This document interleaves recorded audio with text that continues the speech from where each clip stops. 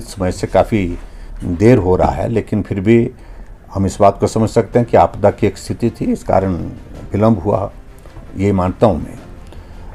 और इस विधानसभा के सत्र में प्रमुख रूप से मुद्दा तो हमारे सामने आपदा से हुई क्षति ये रहेगा।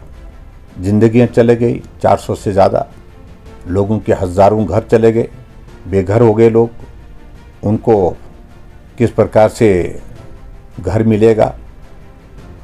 इसके अलावा लोगों की ज़मीन चलेगी जिससे रोजी रोटी और परिवार का पालन पोषण होता था उनका, उस पर क्या करेगी सरकार। अभी भी हिमाचल प्रदेश की बहुत सारी सड़कें बंद है।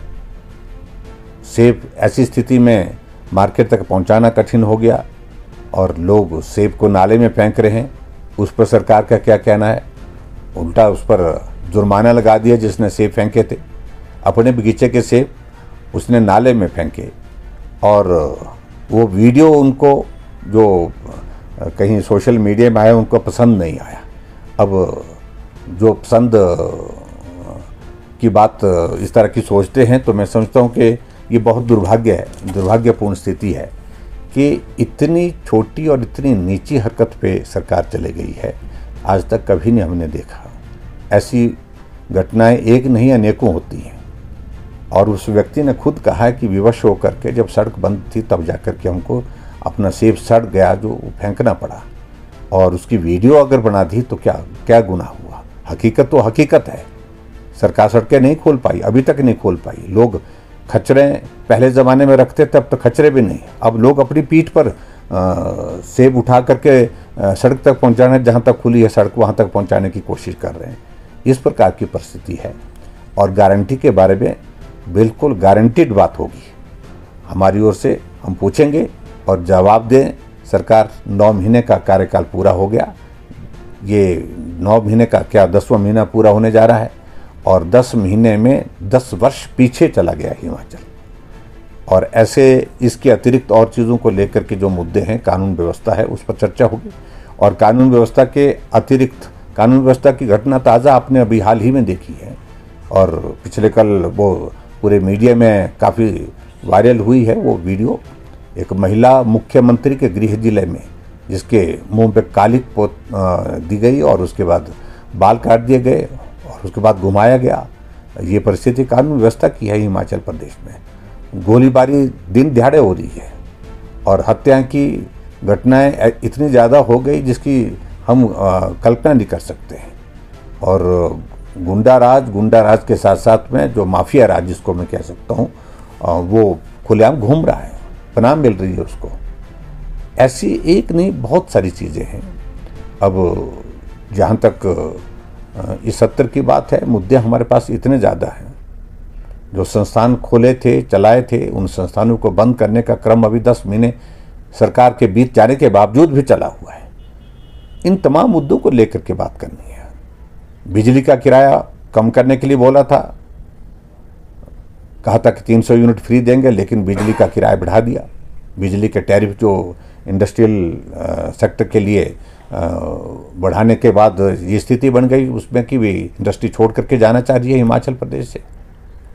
डीजल और पेट्रोल की कीमतें 7 रुपये इन 8 महीने में बढ़ा दी उनने, जबकि अंतर्राष्ट्रीय मार्केट में और पूरे देश भर में भारत में पिछले 1 साल से ज़्यादा समय से तेल की कीमतें नहीं बढ़ी है, लेकिन हिमाचल प्रदेश में बढ़ी है। व्यवस्था परिवर्तन यही है, नया दौर यही है। तो ऐसे में बहुत सारे मुद्दे हैं। बेरोजगारों को रोजगार देने की बात कही थी, कहा था कि हर साल 1 लाख लोगों को रोजगार देंगे, 5 साल में 5 लाख लोगों को रोजगार देंगे। 10,000 से ज़्यादा कर्मचारी जो आउटसोर्स पे लगे थे, जिनने कोविड में अपनी ज़िंदगी को संकट में डाल करके काम किया दूसरे की ज़िंदगी को बचाने के लिए, आज वो सड़कों पर उनको फेंक दिया है। ये तमाम मुद्दे हैं जिन मुद्दों पर चर्चा करेंगे।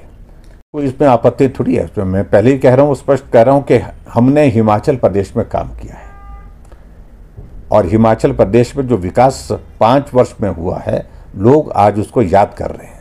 कोविड के बावजूद सड़कों का काम चला हुआ था, भवनों का काम चला हुआ था, हर तरह से विकास के कार्य चले हुए थे। लेकिन आज जो है हिमाचल प्रदेश ऐसी परिस्थिति में है कि विकास की दृष्टि से इस नए दौर में 10 वर्ष पीछे हो गया। एक तो आपदा और उसके बाद आपदा के बाद ये परिस्थिति बन गई कि काम सारे बंद पड़े हैं और किसी काम को करने की इजाज़त नहीं है। कह रहे हैं कि पैसा नहीं है।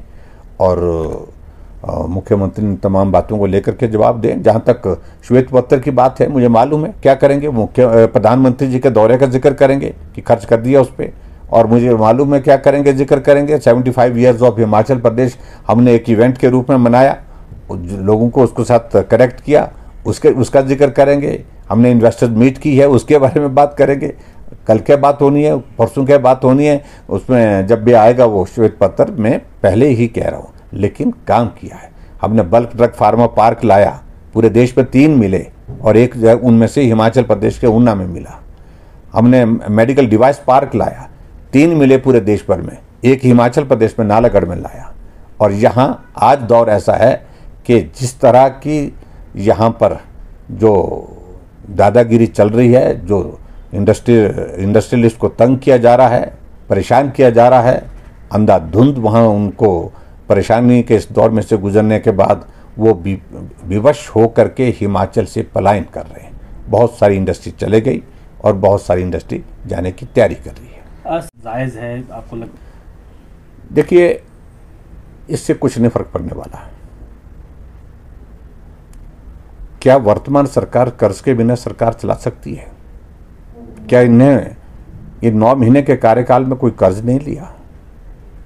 9 महीने के कार्यकाल में 8,000 करोड़ से ज़्यादा का लोन अभी तक ले चुके हैं, जबकि हम शुरू के 2 साल में 5,000 के लगभग लोन लिए थे। कम लोन लिया था, हमसे दुगने पर चले गए।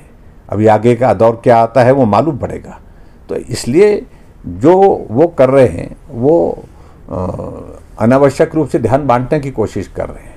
अभी आज आपदा के इस दौर में जिस प्रकार की लूटमार मची है, अपने लोगों को लाभ पहुंचाने की कोशिशें हो रही है। जेसीबी कांग्रेस के नेताओं की लगेगी, ठेका कांग्रेस के नेताओं को ही दिया जाएगा, और जो काम करने वाले सक्षम लोग हैं, टेंडर की प्रोसेस सारी रुकी पड़ी है।